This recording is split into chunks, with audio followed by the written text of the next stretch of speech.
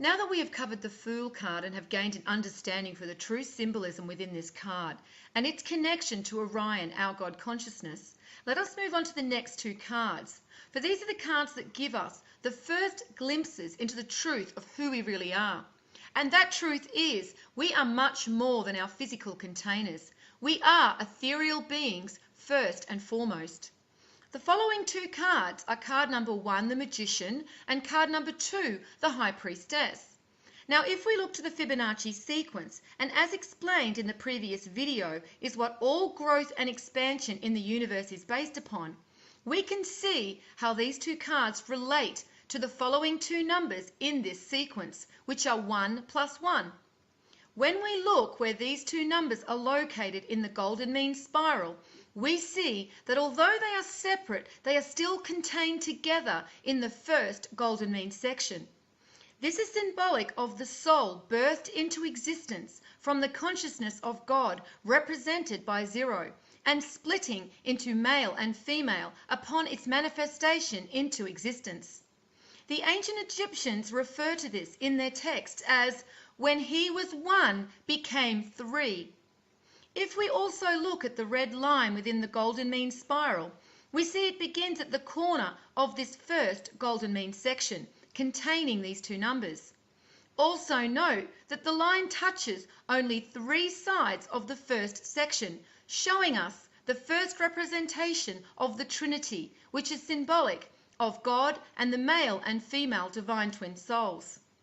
Now we understand where these two cards correlate to in the Fibonacci sequence and the golden mean spiral. Let us look at these cards and the information encoded within them in more detail. As mentioned before, the first card is the Magician, and this card is symbolic for the divine male twin soul in the ethereal form. At this stage, the divine male soul, as with the divine female soul, still only exists in the ethereal state and have not yet birthed onto the physical plane. The Magician stands behind his table with his tools that are symbolic for the skills and abilities he has at his disposal. For in the ethereal form we have access to much more power and knowledge as we are closer to the divine. Above his head is the infinity symbol, showing he is immortal, and there are also 8 red roses at the very top, symbolizing God's infinite energy. For not only is 8 symbolic of the immortal soul, but also infinite God energy. And it is no coincidence that the number 8, when turned sideways, represents infinity. For many numbers are not just relaying a numerical value, they are also a symbol within themselves. We see that the Magician's left hand is held up towards God. He is holding a scroll which represents the Torah and is symbolic of divine knowledge. His other hand points down to the ground, showing that he brings this knowledge with him to be manifest onto the physical plane below. The word Torah comes from the Hebrew root yara, which means the mark or the law of God. Notice, however, the Torah scroll is unopened, for this is symbolizing that although he has this knowledge within him, he has no real understanding of it, for it is the divine female twin soul, the High Priestess, who has the understanding for this divine knowledge. And we see this symbolized by the Torah that now sits open on her lap. Before we look into the other symbols shown within these two cards, let us first get a clear understanding of how the divine male and female twin souls must work together to unlock the divine knowledge within them, and how we see this shown repeatedly in mythology across culture. In the Kabbalah Tree of Life, we now know that the first Sephirot, Kether, represents Orion and God consciousness. So now we see the following 2 Sephirot are called Chokmah, which equates to wisdom, and Binah to understanding. Chokmah is representing the Magician, and Binah represents the High Priestess. This is also why we see the positive energy force related to Chokmah, male, and the negative energy force to Binah, female, as these are the characteristics of energy connected to the male and female. However, it is at this point I must stress that positive and negative energy do not equate to gender. The attributes of energy are just one aspect within gender. Unfortunately, many fall into this simplistic understanding of gender and use it as just another label, equating it only to left and right brain hemispheres or positive negative energy. And it is unfortunate to see many who never move beyond this simplistic understanding. Now, when we translate this to Christian mythology, we see that Jesus is symbolic for the divine male twin soul, and as the magician shows us, he is the receptacle of divine knowledge, and as such, he is the Ark of the Covenant. When we look to the Gnostics, we see that they revered Mary Magdalene as a teacher and called her the Holy Grail. We often see Jesus referred to as the Son of God, and this is because the divine male soul has a part of God's divine knowledge within him. This is also why he is called the Lamb of God, for this is representing a part of God being brought back to the divine male when the light of Orion, God consciousness, returns, and he has access once more to the divine knowledge he holds within him. So now we understand why the Gnostics revered Mary Magdalene and called her the Holy Grail, for she is the key that has the ability to unlock this divine knowledge from the Ark of the Covenant, who is the divine male twin soul. However, as mentioned before, this is a theme that we will see repeated across culture in other mythology as well. Let us first look to the Norse mythology. And here we see it is Odin, who is not only symbolic of Orion and God consciousness, but also the divine male twin soul. The story goes that Odin, symbolic in this instance for the divine male twin soul, hangs from the world tree for 9 days and 9 nights, pierced in the side by his own spear. This is seen also with Jesus, who is pierced in the side with a spear when he hangs from the cross. And in Mark 15, verse 33, it states, "And when the 6th hour was come, there was darkness over the whole land until the 9th hour." So we see again the number 9 is mentioned in both accounts of Odin and Jesus. The number 9 is the number of the divine. It is the Trinity within the Trinity, like a fractal within a fractal. It is symbolic of the male and female divine souls reuniting with God consciousness, and shows each holds a part of the divine within them as well as each other. This is symbolized by the snake around the waist of the magician in the shape of a circle, representing the female twin soul, and the outstretched snake that sits behind the pillars and curtain of the high priestess card is symbolic of the phallus and the male soul. The circle and rod, which are symbolic for the male and female, are repeatedly seen represented in symbolism across cultures.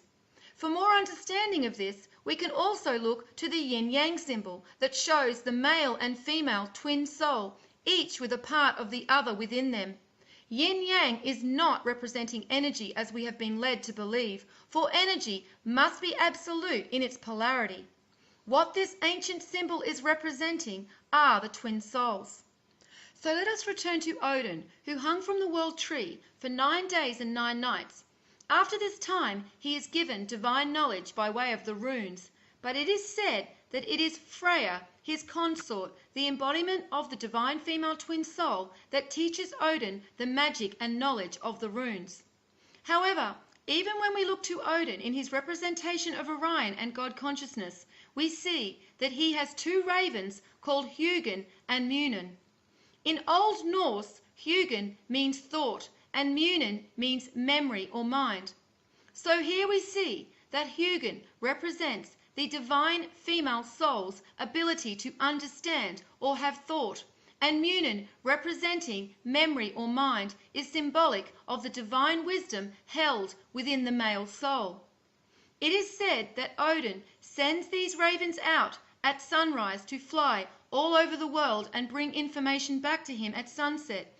And although he fears that Hugin, thought, may not return, it is Munin, memory, that he fears for the most. And this is because, as we will see when we visit the card of the Emperor, it is the physical attributes of the male twin soul that are more connected to the foundational characteristics, whereas the female twin soul has more of a connection to the ethereal.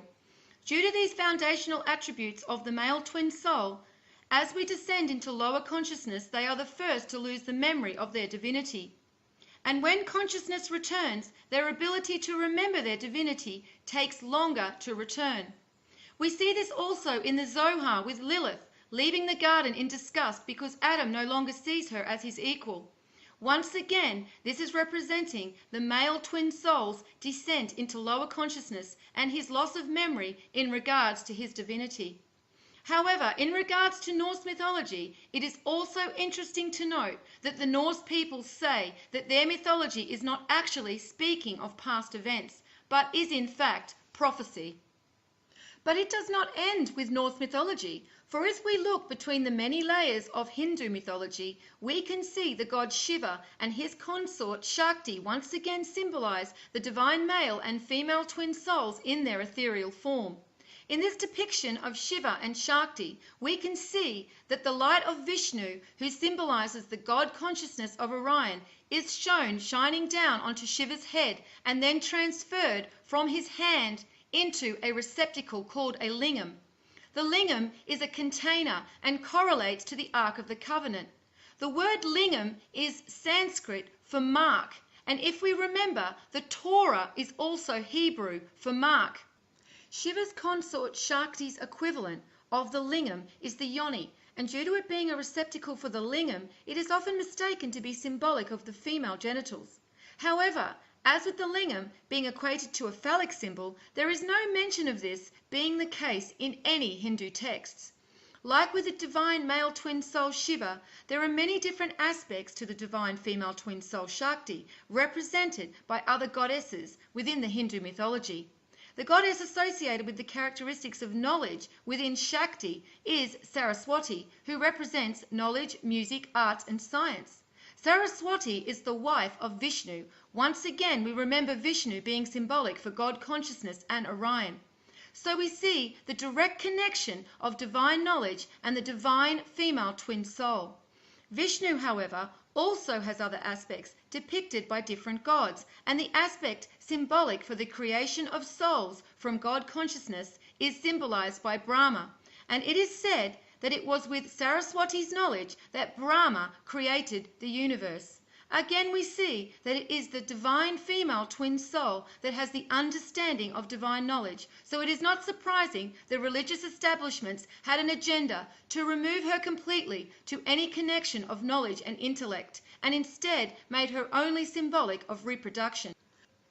Finally, we can look to Sumerian mythology, and we see it as the god Tammuz and the goddess Ishtar, who are symbolic for the divine male and female twin souls in the ethereal form. Tammuz was known as the faithful or true sun, and we see again this equating of the Son of God to the divine male twin soul. Interestingly, Tammuz is also a Jewish day related to Moses and divine knowledge. The goddess Ishtar, symbolic for the divine female twin soul, was said to have brought the gift of the arts, speech, reading and writing to humans. However, it is said that these gifts were kept away from the primitive humans, showing that divine knowledge is only accessible in a time of higher consciousness, when the light of Orion once again returns to us. It is also said that these gifts were not Ishtar's to give, but in fact she had to receive them from her father Enki first. Enki represents Orion, God consciousness. So again we see that it is the divine female twin soul that has an understanding for divine knowledge, while it is the divine male twin soul that carries it within him as the Son of God. So it seems that by universal design that no one being, male or female, has complete access to divine knowledge. Therefore, no one being has complete power. And we see this reflected in Plato's philosophical text called the Symposium, where he writes, "According to Greek mythology, humans were originally created with 4 arms, 4 legs, and a head with 2 faces. Fearing their power, Zeus split them in 2 separate beings, condemning them to spend their lives in search for their other halves. So now we have a thorough understanding for the roles of each divine twin soul in regards to accessing divine knowledge. We can begin to look further into the rest of the symbolism within the Magician and High Priestess tarot cards in the next video."